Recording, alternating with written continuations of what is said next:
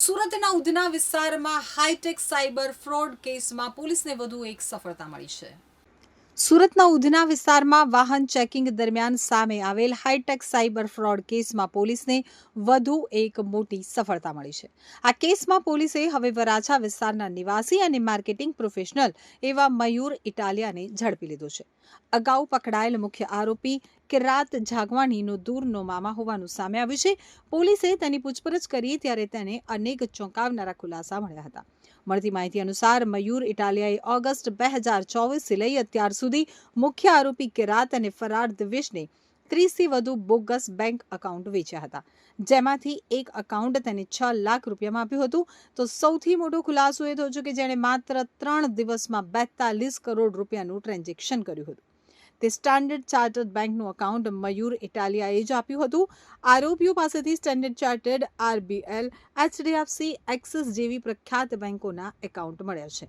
હાલ પોલીસે મયુરને કોર્ટમાં રજૂ કરી 2 દિવસના રિમાન્ડ લીધા છે, જેથી પૂછપરછ કરી શકાય કે તેણે આટલી મોટી સંખ્યામાં બોગસ બેંક એકાઉન્ટ ક્યાંથી અને કઈ રીતે મેળવ્યા, કોની મદદથી ટ્રાન્સફર કર્યા અને પૈસાનો ઉપયોગ કઈ રીતે થયો હતો. હાલમાં ઈડી અને ડીઆરઆઈ જેવી કેન્દ્રીય એજન્સીઓને પણ આ કેસમાં જોડવામાં આવી છે.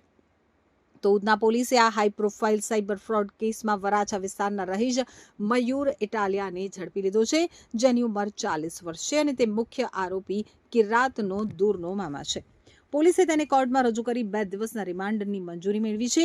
હવે તપાસ અધિકારીઓએ જાણવા માંગ્યું છે કે આટલા બધા ફેક બેંક એકાઉન્ટ કયા માધ્યમથી મેળવવામાં આવ્યા અને તેનો ઉપયોગ કઈ રીતે કરવામાં આવ્યો હતો.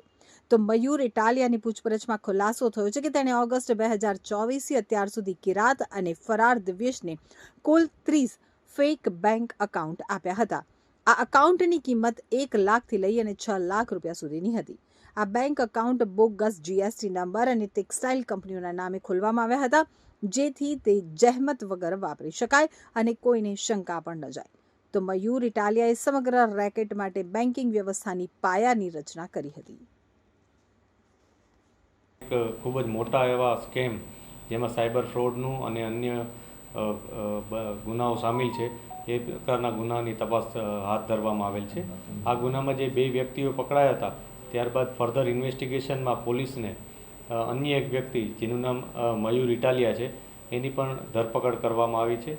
આ મયુર ઇટાલિયાએ સાયબર ફ્રોડ કરનારા મુખ્ય વ્યક્તિઓ કિરાત જાદવાણી અને મીત ખોખર આ લોકોને 30 જેટલા એકાઉન્ટ કરંટ એકાઉન્ટ ખોલાવડાવી અને સેલ કર્યા હતા અને એ દરેક એકાઉન્ટ દીઠ એને 6 થી 6.5 લાખ અથવા વધારે પ્રકારની એમાઉન્ટ એને મળતી હતી. આજે મયુર ઇટાલિયા છે એણે પોતે MBA કરેલું છે અને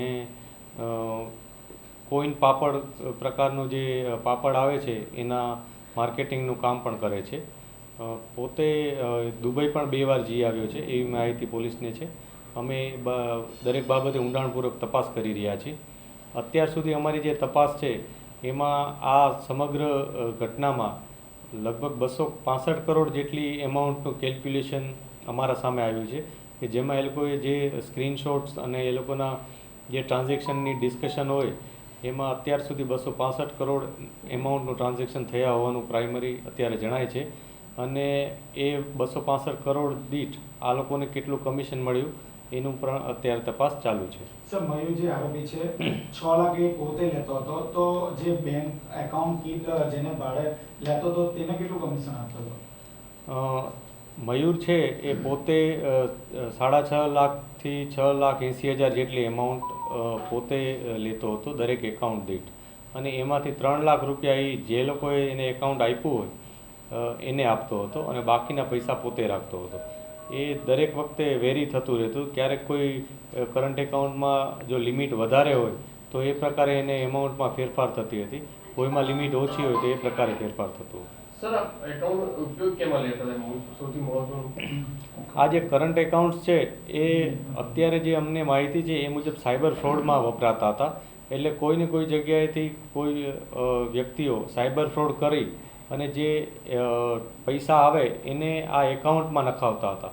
ફોર એક્ઝામ્પલ, મારા સાથે સાયબર ફ્રોડ થયું હોય એટલે મારા એકાઉન્ટમાંથી પૈસા સીધા આ લોકોએ જો કોઈ પ્રકારનું કરંટ એકાઉન્ટ બનાવ્યું હોય એ કરંટ એકાઉન્ટમાં જતું અને ઈ કરંટ એકાઉન્ટમાંથી ફર્ધર ઈ પૈસા આગળના અન્ય એકાઉન્ટ્સમાં જતા.